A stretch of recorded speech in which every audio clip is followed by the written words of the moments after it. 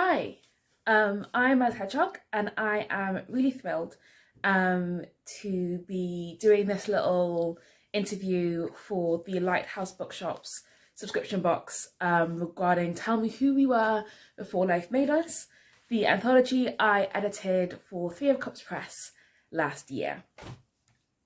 First off, is a little introduction to me. I am a writer and performer working in poetry and in theatre. I am based in Manchester, and alongside editing anthologies like Tell Me Who We Were Before Life Made Us by Three of Cups Press, I also write poetry collections and plays. My most recent poetry collection, The Body in Its Seasons, was released with Burning Eye Books in April, and it is an experimental poetry collection come novella about divinity, depression, and queerness, and finding yourself through Black queer gods. So yes, the first question is, how did you choose which poems to include in the collection?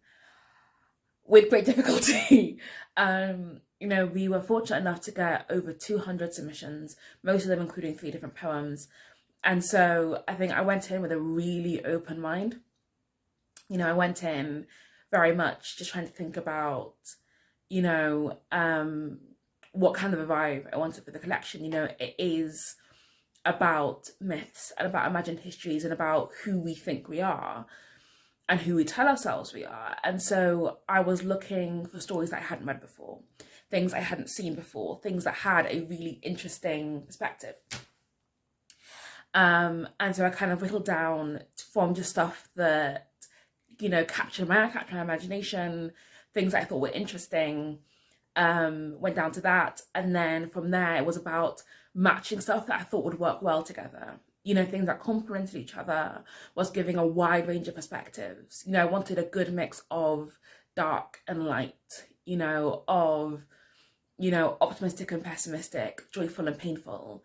Part of that also actually commissioned 6 different poets, including poets like Danica Kelly and Jonathan Kinsman, poets whose work I thought really fit with the theme I was already working with. And then, asking them to create new work. And then with the submissions, became a question of, with, for example, Herb and the Sun by J. Dailies, which poems would go really well with that. With the piece from Ashton de Souza Lodi, it was which would go really well with that. And it was about creating a sense of cohesion. That there were some poems that I really loved that just didn't have a place in this particular anthology, which was really difficult and really painful, but I made it in the end, and I ended up with something that I'm really loving, that I'm really proud of, and that I can definitely, I'll be standing behind for the next 5, 10, 20 years. What's the editing process, and how does that differ from the work you do yourself as a poet? So for this one, when it came to editing, part of what I looked for were poems I felt were finished, where I felt that, were basically done and didn't need a ton of work, which is a luxury that I had, having had over, 200 amazing submissions. But for the ones that I did select, again, it was, for me, the editing process for this was very much about making sure that it was beautiful on the page, that it'd be a pleasure to read. And then also it was about just some fine tuning in lots of ways, about making sure that I feel the poem had its core message coming across as strongly as possible, as clearly as possible, especially if the core message was itself confusion, if that makes any sense at all. And for me, this differed actually quite a bit from the way that I work as a poet, because quite often for me, the process of editing is about figuring out what a poem's about and figuring out what the form of a poem should be. Whereas this time, I was presented with something that was basically a finished product, and it was just about the last little moments of fine tuning and about trying to discover somebody else's voice rather than my own. So that was really fun, really exciting, really enjoyed that. what is the most important single piece of advice you would give to a poet aiming to be published? Keep going. Getting poetry published is difficult.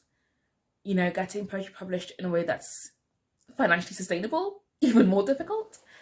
And I think it's keep going, work smarter rather than harder. So sending out your poems to 1,000 different magazines and journals may not be the best way to work.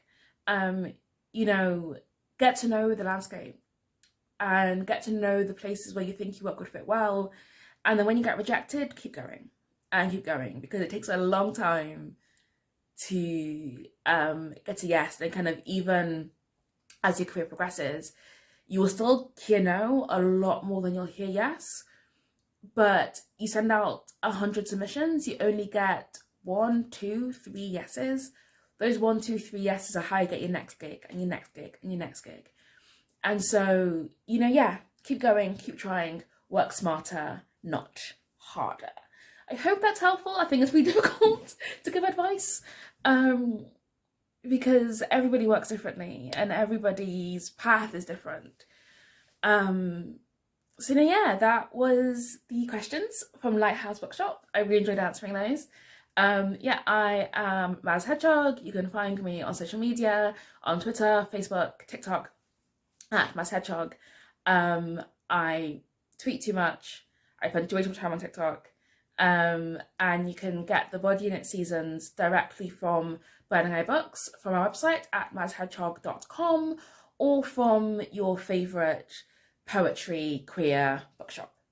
Have a wonderful day, and I really hope you enjoy Tell Me Who We Were Before Life Made Us.